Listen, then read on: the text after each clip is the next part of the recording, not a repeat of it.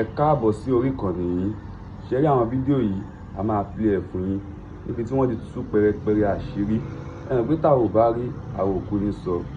Ẹ jẹ́ ká fi ara balẹ̀ ká fi wò wọ́n, ká wò ó, ká fi ara balẹ̀ wo gbogbo ẹ̀ láti ìbẹ̀rẹ̀ dé òpin. Ní àwọn ìbéèrè kan ń bẹ tá a fẹ́ béèrè lọ́wọ́ Inspector General of Police lórí ìkíni. Bákan náà ni mo ní ẹgbẹ́ agbésùnmọ̀mí tó ti rú jáde lórílẹ̀‐èdè Nàìjíríà. Ẹgbẹ́ agbésùnmọ̀mí mélòó ní bẹ Nàìjíríà tẹ́lẹ̀? Ṣé gbàgbé Boko ń bẹ ń bẹ, IC ń bẹ ń bẹ, ISWA ń bẹ ń bẹ, àwọn kan tó wà tán tó ń pè ní rúkarawa. Lẹ́yìn ẹ̀ ó tún kó oríṣiríṣi míì. Ibi tó gba Boko Haram kò gba wọn tó kù. Ìjà dé láàrin wọn ni wọ́n fi pín sí méjì ní swap fi jáde lára wọn. Ńgbà táwọn tán jọ jẹ́ nǹkan kan náà tí wọ́n ń bára wọn jà tí wọ́n ń para wọn. How much more àwọn míì tó bá ẹsẹ̀ dá tí wọ́n kalẹ̀. Ṣé ẹ lérò wípé wọn ò ní gbúnra wọn? Ọ̀rọ̀ tá a fẹ́ béèrè lọ́wọ́ Inspector General of Police kò sí lórí fídíò tó gbàgbóró lẹ́nu bí ọjọ́ méjì sẹ́yìn níbi tá a ti ráwọn èèyàn kan lógúnlógún lọ́gbọ̀nlọ́gbọ̀n tí wọ́n wà lórí alùpùpù ó wá jẹ́ irú kan náà. Àwọn alùpùpù tí máa ń tóbi hun tí táyà rẹ̀ kọ̀ọ̀kan náà máa ń lówúra. Òun náà lálùpùpù tí wọ́n gùn wọ́n wá gbéra wọn méjì méjì. That is ọ̀tọ̀lẹ́ ẹni tó gùn wá gbé èèyàn méjì sẹ́yìn. Àwọn tó gbé sẹ́yìn làwọn wá gbé irin tútù, ẹ̀rọ ńlá. Àwọn ọ̀dájú ìbọn tí gbé wọn ròkè réré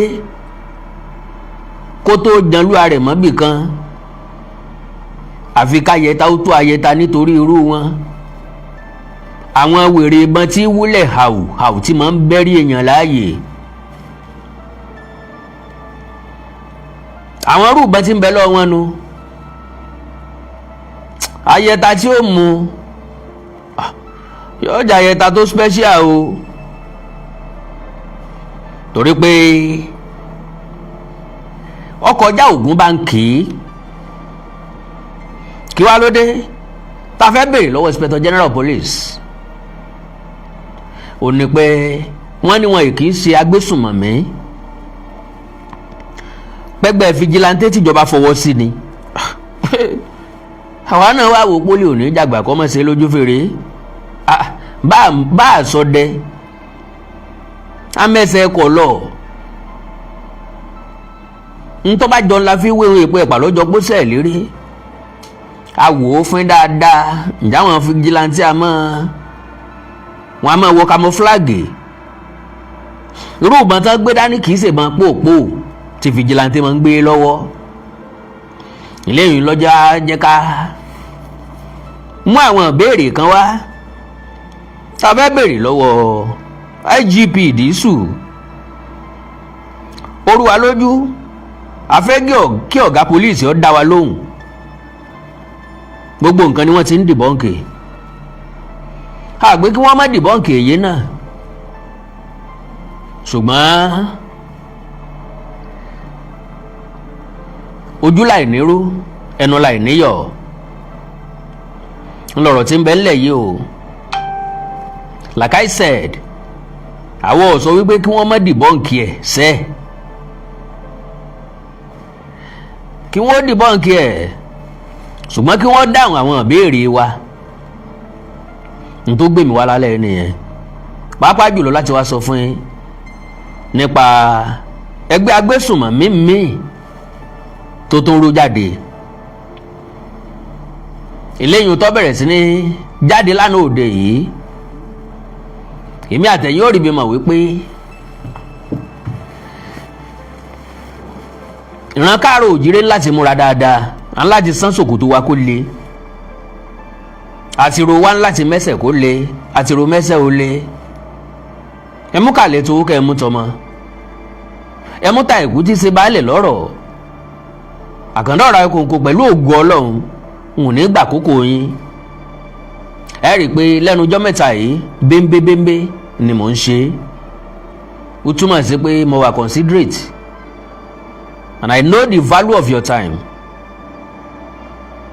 Your time is very, very special to me because my own time too is very, very, very, very special. Ṣùgbọ́n bẹ́ẹ̀ ṣe ń wọlé òun kó lè bá àyá wa mò ń bẹ̀rẹ̀ ẹ bá ń pín program yẹn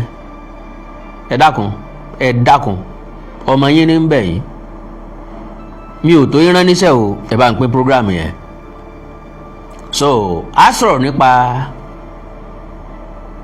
ẹgbẹ́ agbésùmọ̀mí mẹ́ta tó rú jáde lókè ọya. A wá béèrè lọ́wọ́ ara wa pé kí ló dé tó jẹ́ wípé South West tí wọ́n ń wá. Wọ́n máa wọn kan lẹ́nu ọjọ́ mẹ́ta yìí lẹ́nu lọ́lọ́ yìí. Àwọn eléyìí làwọn wá láti Chad. Mi ò rò pé ẹ rí àwọn yẹn. Àwọn kan láwọn wá láti Mali. Mi ò rò pé rí. Ọ̀dà mo rò báyìí náà rí àwọn security agents kan tí wọ́n ní àwọn báńdì kan àwọn jọ gbé pẹ́rẹ́gì ìbọn kaná fódìdí wákàtí 4 àbí wákàtí 2 káàsì rókù kankan kó sùn lẹ̀. Báìkì lásán ni wọ́n sọ pé àwọn yẹn fi ilẹ̀ sáàrin títì tí wọ́n fi sá lọ. Ìbọn wákàtí 2 sá sófurufú náà yìn sí ni because ọ̀pọ̀lọpọ̀ béèrè ń bẹ tó yẹ ká béèrè ká máa béèrè lọ́wọ́ ara wa àtàwọn security agents wa. Gone battle for 2 hours ilẹ̀ ti gbọ́dọ̀ wẹ́ ibi àkàrà ọ̀kẹ́ 10 tó bá jẹ̀kọ́ dé ẹnu gbọ́rọ̀ wínrìn ewé ẹ̀kọ́ lákà ni àbí tẹnu tí ọmọ sòróró sìn tí ọmọ sepo sìn mi bá ti gbẹ̀yìn ìbọn láàrin wákàtí 2 tẹ́yìn ìbọn síra yín sì ń ríra yín ó yẹ ká rí kaṣúà náà o yes ó yẹ ká rí kaṣúà. So ìyẹn kọ́ la sọ lónìí n ta fẹ́ sọ ní tàwọn bandi ìbéèrè tí mo lá fẹ́ béèrè lọ́wọ́ ọ̀gá ọlọ́pàá ẹjá kọ́kọ́ béèrè léyìn o ìbéèrè 5 péré náà ni wọ́n ní àwọn tá a rí tí wọ́n kọjá tọ́lọ́pàá juwọ́ sí òun tọ́lọ́pàá ṣẹ́wọ́ sí pé ká máa kọjá lọ́hùn táwa mọ̀ wípé agbésùmọ̀mí ni wọ́n rírí tọ́lọ́pàá yẹn rí wọn ọlọ́pàá yẹn ti dá mọ́tò dúró tẹ́lẹ̀ ó fẹ́ gba séǹjì lọ́wọ́ wọn lọ́wọ́ mọ́tò ẹ̀sà máa ṣùṣù àná ó bá àwọn nǹkan kan bẹ̀ yẹn tàbí kọ́ mọ́ halẹ̀ mọ́ onímọ́tò àwọn ọlọ́pàá láyà gan o kéèyàn ó dúró sírú ojúgbó ń bẹ̀ o kọ́ máa dúró do onímọ́tò tó fẹ́ fún ní iye kan bótọ̀ bá mú nǹkan míì jáde ńkọ́ sọ́n ti dá mọ́tò dúró already ẹgbẹ́ mọ́tò yẹn lọ́wà ó ń lọ́bì pẹ̀lú dẹ́rẹ́bà ló fi ráwọn yẹn tí wọ́n ń sí gàngán tí wọ́n ń bọ̀ bóyá àwọn tí wá fẹ́ dúró lọ́ọ̀kan pé bóyá àwọn ọlọ́pàá ń dúró de àwọn òun náà ti wá fura lọ́ba ètè sẹ́wọ́ sí wọn pé ẹ dákun ẹ máa bọ̀ ẹ kọjá o èmi ò dá ń dúró o n ò tó bẹ́ẹ̀ láti dá ń dúró o àwọn yẹn wá ń wọ́ lọ àwọn kan dìde lẹ́yìn machine yẹn wọ́n gbébọn dání àwọn tó wọ camouflage lọ́pọ̀ láàrin wọn vigilante ò kí ń wọ camouflage. So straight question ìbéèrè 5 ńlá láàánú. Now bó bá jẹ́ pé vigilante ni kí ló dé tán múra bí sọ́jà àwọn kan wọ kaki green láàrin wọn wọ́n wẹ̀wù méèlé lórí bandit ẹ̀ ni wọ́n kò sẹ́ni tó lè jiyàn bandi ni wọ́n kò sẹ́ni tó lè jiyàn àwọn kan dé fìlà camouflage àwọn kan wẹ̀wù camouflage wọ́n wọ ṣòkòtò míì sísàlẹ̀ vigilante kọ́ ló mọ̀ múra bẹ́ẹ̀ vigilante ní uniform tiwọn tó ráìmù tí vigilante bá múra bẹ́ẹ̀ yẹn bó la ṣe fẹ́ identify wọn láàrin vigilante àti bandi tá ni wọ́n ń wá lọ iléeṣẹ́ ọlọ́pàá dẹ̀ ní iléeṣẹ́ ọlọ́pàá parọ́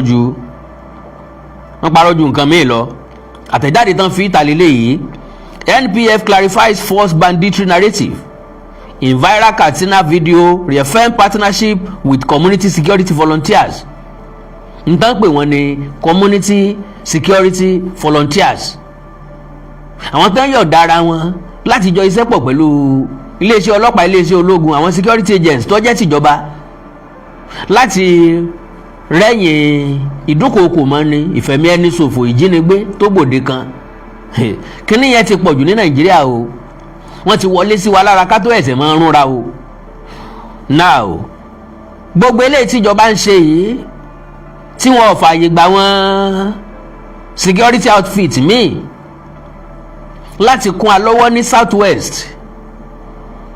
Ọ̀dà pápápá, the Nigeria Police Force categorically disclaims the false and misleading narrative accompanying a viral video circulating on social media which alleges that a uniformed police officer was seen interacting with armed bandits in Katsina State. For the avoidance of doubt, the individuals featured in the video are not bandits.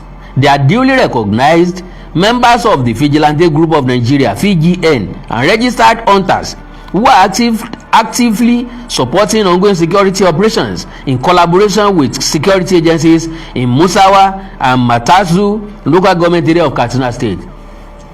Èmi wá ń sọ fún iléeṣẹ́ ọlọ́pàá categorically wípé irọ́ ni wọ́n pa.